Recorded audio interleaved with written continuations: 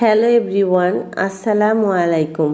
আমি মনিস লাইফস্টাইল চ্যানেলের সবাইকে আবারও স্বাগতম নতুন আরেকটি ভিডিও দেখার জন্য।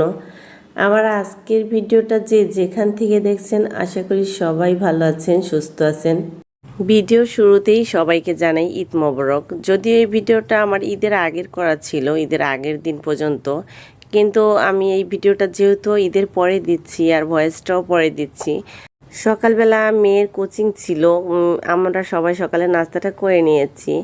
আর এই তো সকালবেলা যে নাস্তাটা রেডি করে নিয়েছিলাম মেয়ের জন্য রেখে দিয়েছিলাম, একসাথে রেডি করেছিলাম সবার জন্য নাস্তা। এই তো রেডি করা নাস্তাটাই মেয়েকে দিয়ে দিলাম।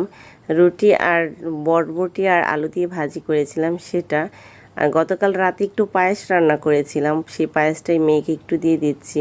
খাবার দিয়ে বাইরে তাকিয়ে দেখি বৃষ্টি শুরু হয়ে গেছে। এখনকার আবহাওয়াটাই এরকম, এই রোদ এই বৃষ্টি। সকালবেলা তো ভালোই রোদ উঠেছিল, আর এই তো হঠাৎ করে দেখেন কি বৃষ্টি শুরু হয়ে গেছে, অন্ধকার হয়ে গেছে। আমি ব্যালকনিতে কাপড়গুলো নেওয়ার জন্য আসছিলাম, তাড়াহুড়ো করে নিয়েছি। আর এই তো এদিকে কিছু আদা কুচি করে নিয়েছি, আমার হেল্পিং হ্যান্ডকে দিয়ে আমি এই আদাগুলা কুচি করে নিয়েছি, আর কিছু রসুনও কুচি করেছি।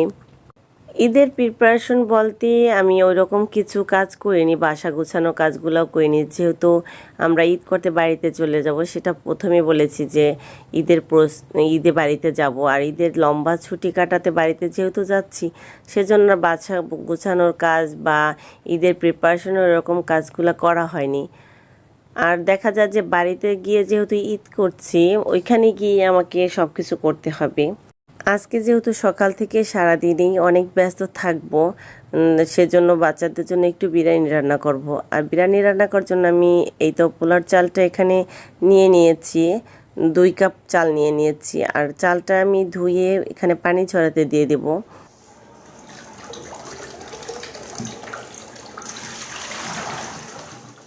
পোলাও চালটা ধুয়ে পানি ঝরাতে দিয়ে আমি পেঁয়াজ কুচি করে নিয়েছিলাম। আর এই তো বিরিয়ানি রান্নার জন্য আমি পেঁয়াজটা তেলে ভেজে নিয়েছি, আর একটু আদা পেস্ট দিয়ে দিলাম। আদা রসুন একসাথে পেস্ট করা ছিল। কয়েকদিন যাবতীয় আমি আসলে মশলা জার, লবণের জার এগুলোর মধ্যে বেশি করে রিফাইল করি না। যেহেতু বাড়িতে চলে যাব, সেজন্য ভাবছি অল্প করে রিফাইল করে করে ব্যবহার করি। এগুলা যাওয়ার আগে ক্লিন করে তারপরে রেখে যাব। এই তো লবণের জারটা দেখে বুঝতে পারছেন আমি লবণ নিতে এসছি, আর এদিকে দেখি লবণ নেই। যাই হোক, আমার বড় জারগুলা থেকে আমি ব্যবহার করব। এটার মধ্যে আর এখন আমি নেব না, যেটুকু আছে এইটুকুই আমি বিরিয়ানিতে দিয়ে দেব।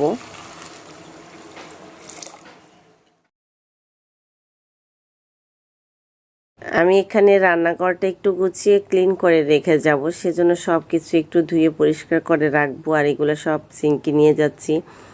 এগুলা ক্লিন করে রেখে গেলে আসলে দেখা যায় কি একটু ভালো লাগে, ফ্রেশ লাগে সব কিছু। যদিও আসলে দেখবো যে তেলাপোকা হাঁটাহাঁটি করে, সব কিছুই ময়লা করে দিয়েছে। সেজন্য আমি এগুলো ধুয়ে একটু কিচেন ক্যাবিনেটের মধ্যে সুন্দরভাবে গুছিয়ে রেখে দেব, যাতে করে নোংরা করে না রাখে।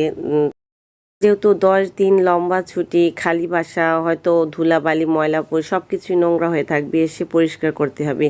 আর এগুলো যদি আমি রেখে যাই পরিষ্কার করে, এসে আমি একটু রান্নাঘরটা ক্লিন করে সহজে এগুলো ব্যবহার করতে পারবো। আসলে কাজগুলা যদি আমি এখন একটু আগাই রাখি, আসলে আমাকে অনেক বেশি ঝামেলা করতে হবে না।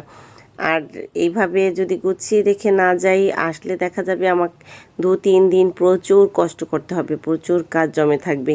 এমনিতেই তো কোথা থেকে আসলে অনেক বেশি কাজ জমা হয়ে থাকে। এক সপ্তাহের মধ্যে মনে হয় যেন একটু সময় পাই না, অনেক ব্যস্ত থাকতে হয়। যতটা পারছি আসলে কাজটা একটু গুছিয়ে নিচ্ছি।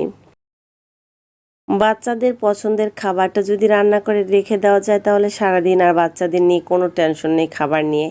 আর নয়তো ওদের যে পছন্দের খাবারটা না হলে দেখা যায় খাবার নিয়ে খুব বায়না করবে, আর তখন দেখা যায় আমার বারবার রান্নাঘরে আসতে হবে। সেজন্যই পছন্দের খাবারটা রান্না করে দিচ্ছি। আর গতকাল রাতে আমি বিরিয়ানির জন্য মাংসটা করে নিয়েছিলাম। যেহেতু ওই যে বললাম সকালবেলা আমার কাজের চাপটা আজকে বেশি, সারাদিনই অনেক ব্যস্ত থাকবো। সেজন্য রাতের বেলায় আমি গরু মাংসটা বের করে আমি বিরিয়ানির জন্য রেডি করে নিয়েছি। আর এদিকে বিরিয়ানি রান্নাটা কিন্তু আমার প্রায় হয়ে গেছে। আমি যেহেতু পানিটা শুকিয়ে যাওয়ার পরে আমি ঢেকে দিয়েছিলাম, ভাবি বিরিয়ানিটা প্রায় হয়ে গেছে। বিরিয়ানি রান্নাটা বসিয়ে কিন্তু আমি অনেকগুলা থালাবাটি ক্লিন করে নিয়েছি, আর ওয়েল জারের ঝুড়ি সবগুলা মশলা লবণের জার সব কিছু কিন্তু ক্লিন করে নিয়েছি। আর এদিকে বিরিয়ানিটাও হয়ে গেছে। রান্না বসিয়ে দেখা যায় যে রান্নাঘরের কাজগুলো করে নিলে একই টাইমে আমার দুইটা কাজ হয়ে যায়। আর রান্না বসিয়ে কিন্তু আমি অনেক সময় ঘরের কাজগুলোও করে নেই, মাঝে মধ্যে এসে শুধু দেখে যাই। আজকে যেহেতু আমার ঘর গুছানোর কাজগুলো নেই, সেজন্য আমি রান্নাঘর গুছানোর কাজটাই করে নিচ্ছি, সব কিছু ক্লিন করে নিচ্ছি। আর এই বিরিয়ানি রান্নাটা আমার প্রায় হয়ে গেছে, আর একটু ভাপে বসিয়ে দিয়েছি। মশলা জারটা ধোয়া বাকি ছিল, সেটাকে একটু নিয়ে আসলাম। মশলা ছিল অল্প কিছু পরিমাণে, সেটাকে আমি বড় জারগুলোর মধ্যে রেখে এই তো মশলা জারটাও পরিষ্কার করে রেখে দিচ্ছি।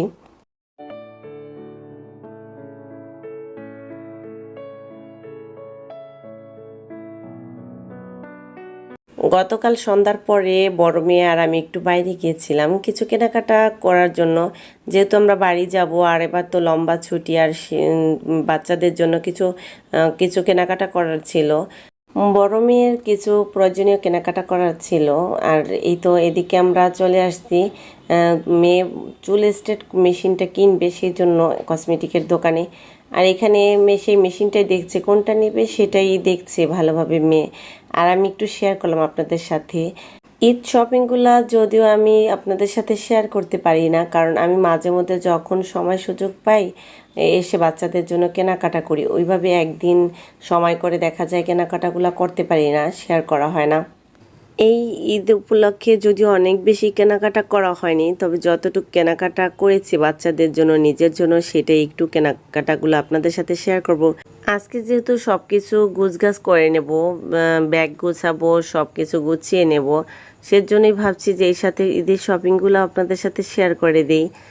এই ড্রেসগুলা বড় মেয়ের, ওর বাবার সাথে ঢাকায় গিয়েছিল, তখন কিছু সিম্পল কি রাব ইউজের জন্য কিছু টপস নিয়ে আসছে, সেগুলো একটু আপনাদের সাথে শেয়ার করে দিচ্ছি। আমার আজকের ভিডিওটা যারা দেখা শুরু করেছেন, এতক্ষণ আমার সাথে আছেন, প্লিজ আমার ভিডিওটা ভালো লাগলে ছোট্ট করে একটা লাইক দিতে ভুলবেন না। আর আমার চ্যানেলটি এখনও যারা সাবস্ক্রাইব করেননি, নতুন ভিজিট করছেন, আপনাদের কাছে যদি আমার ভিডিওটা অনেক বেশি ভালো লেগে থাকে, চাইলে আমার চ্যানেলটি সাবস্ক্রাইব করে নিতে পারেন।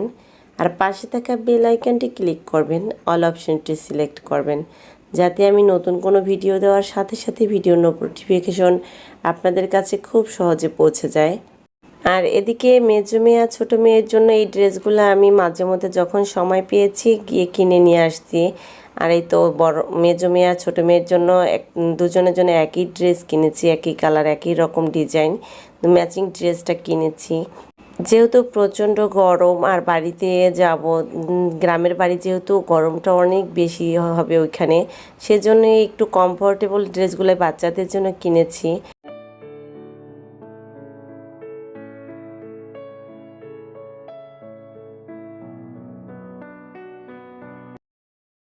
বড় মেয়ের এই ড্রেসটা রেডিমেড একটা ড্রেস ছিল, এটা টেইলার্সের কাছে একটু ঠিক করার জন্য দিয়েছিলাম, যেহেতু অনেকটা লুজ ছিল।